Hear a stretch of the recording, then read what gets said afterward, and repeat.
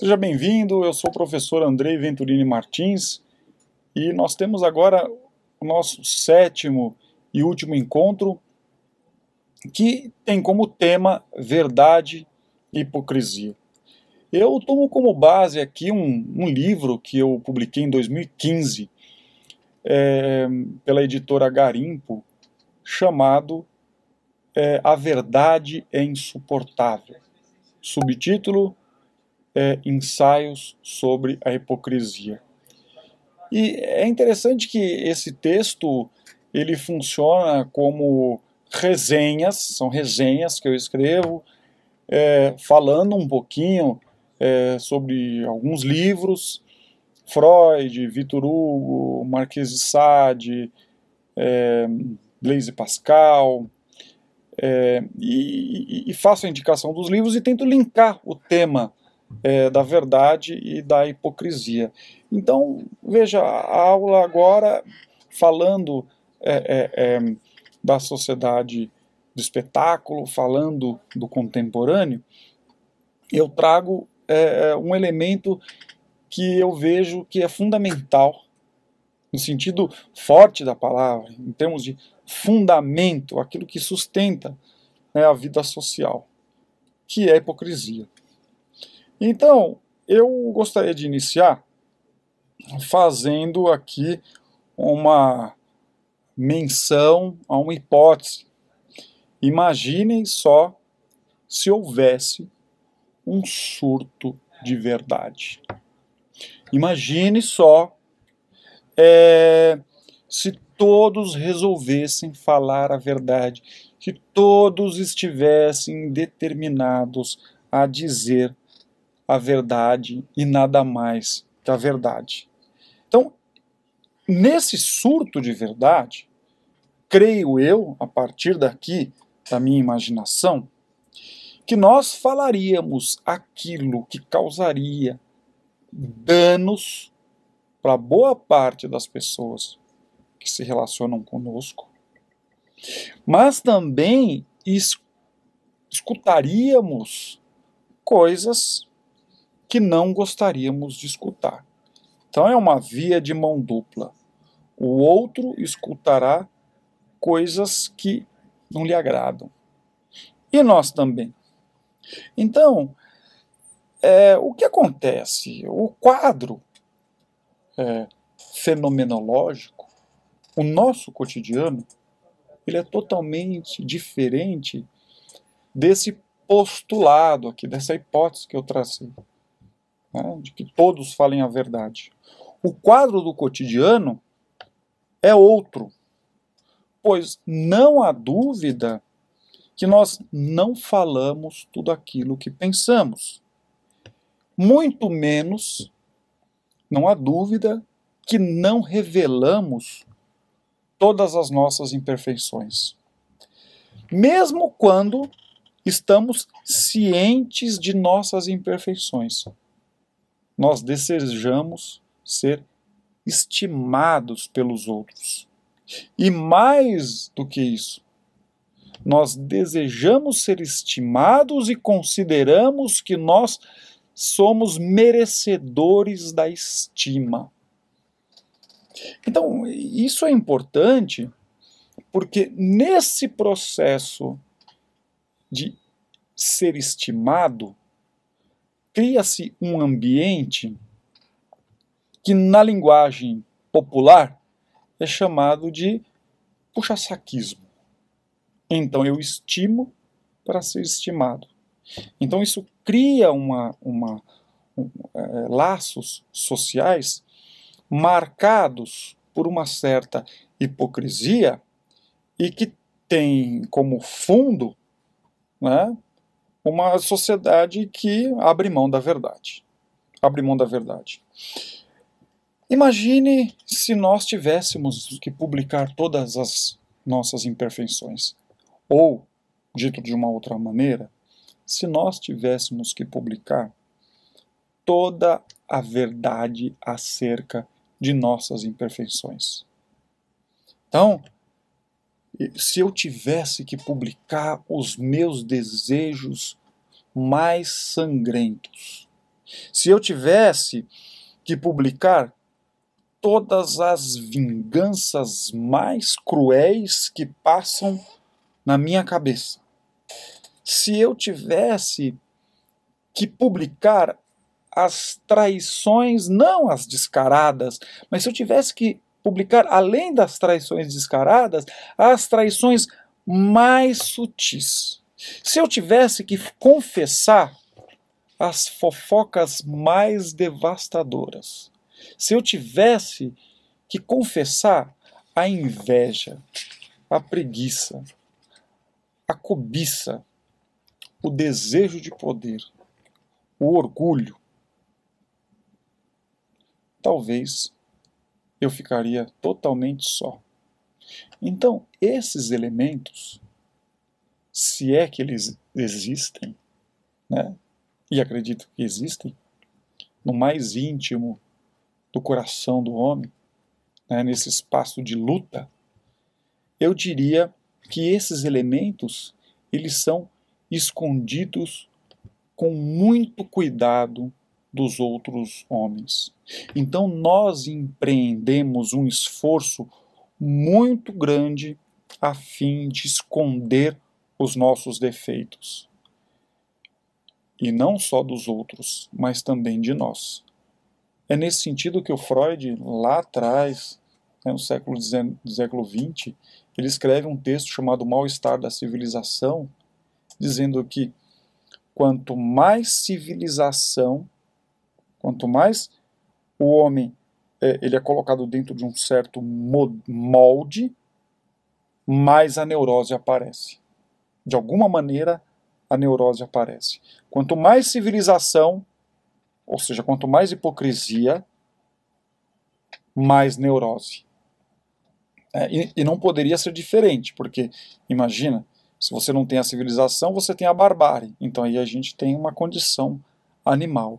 Então, esse esforço do homem para encobrir os próprios defeitos, tanto dos outros quanto de nós mesmos, isso cria, numa linguagem freudiana, neurose, né? Uma espécie de ilusão voluntária, nós poderíamos dizer.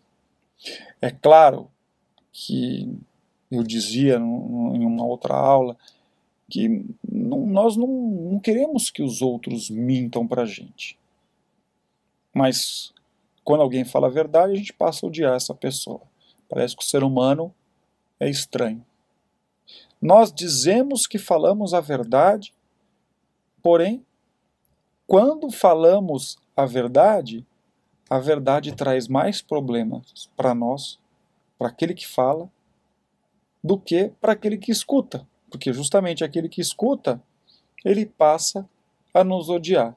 Então, a minha tese é que o homem ele vive entre a verdade e a hipocrisia. A civilização ela vive entre a verdade e a hipocrisia. Mas é importante ressaltar que a hipocrisia parece que é o fundamento da civilização. Se nós fôssemos tomados por uma bomba de verdade, a noção de civilização ela se desagrega. Então a hipocrisia é uma forma de vivermos socialmente, de inventarmos uma máscara. Então, um exemplo disso, né, um exemplo eu acho importante para pensarmos como a hipocrisia ela aparece, e aí eu vou dar exemplos aqui que são exemplos banais, mas existe uma hipocrisia que eu chamaria uma hipocrisia mais profunda, e essa hipocrisia mais profunda que a gente tem que detectar e apontar, né? Porque aí é uma hipocrisia que coloca em risco a noção de civilização. Imagine só uma mulher independente, né, bem-sucedida, e que ela tem uma família, e que ela tem que cuidar dessa família, porque ela é autônoma, e ela é o esteio do lar. Eu pergunto, essa mulher, se ela resolver falar tudo aquilo que pensa para o chefe, ela continua trabalhando? Se você que me escuta resolver falar tudo o que você pensa para o seu chefe, eu acho que você vai ter problema. Então, não há dúvida que quem fala o que pensa é mal educado, né? A noção de mal educado, ela vale para o sujeito que sai falando tudo o que pensa. Então, veja, ser adulto implica ter que engolir alguns sapos. Ser adulto implica ter que ter uma relação que não é totalmente estabelecida pela verdade, no sentido de sair falando tudo o que pensa. Então há um elemento que eu vou chamar de hipócrita e que é importante porque ele amortece a luta, a guerra que poderia ser causada nos relacionamentos do cotidiano. Então, esse silêncio dessa pessoa que trabalha e que depende do trabalho para manter a sua família, é um silêncio que ele não é tomado pela verdade. Eu poderia chamar de um silêncio hipócrita, mas é um silêncio hipócrita que mantém a liga social, que mantém um mínimo de civilidade. Porque senão ela estaria no olho da rua e isso poderia criar um corte entre as relações trabalhísticas.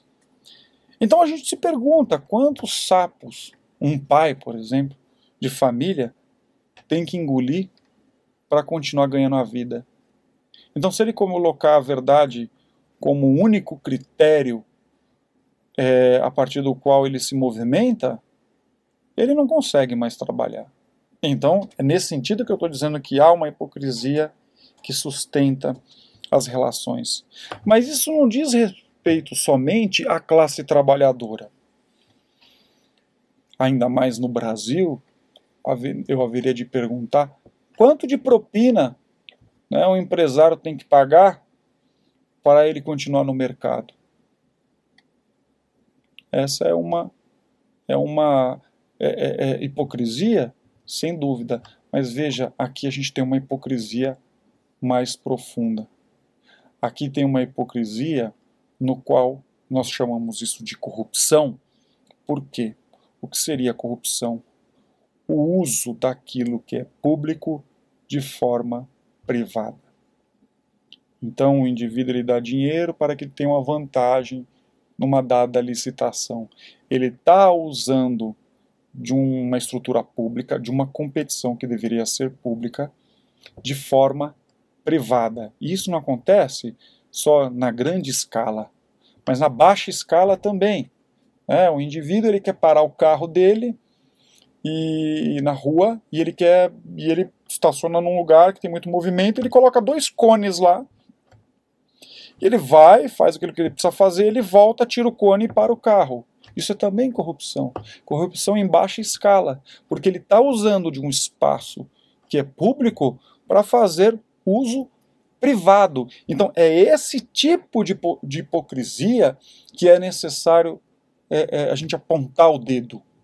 É necessário que a gente jogue uma luz, apontar o dedo nesse sentido de você jogue uma luz no sentido de desconfigurar esse tipo de hipocrisia. Porque esse tipo de hipocrisia, em vez de manter os laços civilizatórios, esse tipo de hipocrisia mostra que tem indivíduo roubando no jogo. Roubando no jogo. E quando eu falo no jogo, eu estou pensando no contrato social. O indivíduo está roubando no jogo. Né? E aí, esse tipo de hipocrisia, eu acho importante ressaltar. Como outros tipos de hipocrisia. Por exemplo, o indivíduo que tem um emprego público arrumado, o indivíduo que, por exemplo, ele interfere no edital de um concurso para que a vaga seja destinada ao amigo dele e a aprovação do amigo dele seja certa. Então, é nesse sentido que a corrupção ela é um problema, sempre foi um problema no Brasil. Você volta lá século XIX, por exemplo, você vê uma discussão pesada em relação à hipocrisia desculpa, a corrupção, Você vê no século XIX uma discussão pesada acerca da corrupção, e nós sentimos esses ecos, né, da corrupção até hoje. Eu diria que um grande marco da corrupção no Brasil é brasileiro escravizar brasileiro. Pensar que no Brasil nós tivemos aí 350 anos de escravidão, né? Então, como a gente pode falar de uma espécie de treinamento moral quando o próprio país, brasileiros, que escravizaram brasileiros? Então, o Brasil, pensando em verdade e hipocrisia, e falando de corrupção, a gente começa a pensar o Brasil, e é claro que o nosso país ele não poderia ficar longe da nossa reflexão. O Brasil, atualmente, ele é resultado de uma péssima geração de políticos, e não só de políticos, de eleitores. Eu estou aqui, e nessa minha fala, eu não quero dar moleza para os medíocres. Então, eu enfatizo que detectar a decadência já é um bom sinal. Detectar a decadência já é dar um passo em direção àquele espaço entre a verdade e a hipocrisia, espaço este no qual a civilização se manifesta. Bom, é claro que não importa o status social, o homem ele deseja ser estimado, ele deseja ser bajulado. Ele odeia a verdade, né? Justamente porque a verdade muitas vezes não lhe convém. Porém, o homem civilizado ele odeia a hipocrisia, justamente porque a hipocrisia ela, de alguma maneira, rompe com o contrato social, rompe com aquele mínimo de civilização presente entre a verdade nua e crua e a hipocrisia que, de alguma forma, sustenta, né, essa civilização. Uma bomba de verdade poderia dissolver parte da ordem social. E poderia dissolver também parte da ordem social corrupta. Isso seria interessante quando falamos de bomba de verdade. Porém, verdade em demasia, como nós vimos, é um problema, porque romperia todos os laços sociais. Bom, há uma mentira que é difícil de suportar, porque é aquela mentira, é aquela hipocrisia que chama a sociedade inteira de idiota. E é nesse sentido que eu estou chamando a corrupção. A corrupção é dizer que você, que levanta cedo para trabalhar, você é um bobo. Um bobo porque o brasileiro, no alto escalão, ele está dizendo o seguinte: olha, para ter dinheiro eu não preciso trabalhar. Né? Eu não preciso trabalhar para ter dinheiro. Então vai você trabalhar porque você é um bobo. Você paga imposto. Né? Você paga imposto e não tem direito a quase nada. Porque de fato você tem direito ao hospital, né? Você tem direito à segurança, né? Você tem direito à educação. Né? Você tem esse direito. Mas será que esse direito ele se mostra efetivamente? Será que efetivamente é factual que você tem segurança, que você tem um bom atendimento médico? É factual que você tem uma boa educação? Eu creio que a educação no Brasil é uma lástima. Né? Estamos muito longe para conquistar o mínimo e lembrar que nós gastamos uma fortuna com educação. Então, eu termino a minha fala lembrando aqui o velho e bom Pascal. Né? O velho e bom Pascal que vai dizer o seguinte: assim, a vida humana não passa de uma ilusão perpétua. Não se faz mais do que se entre enganar e se entre adular.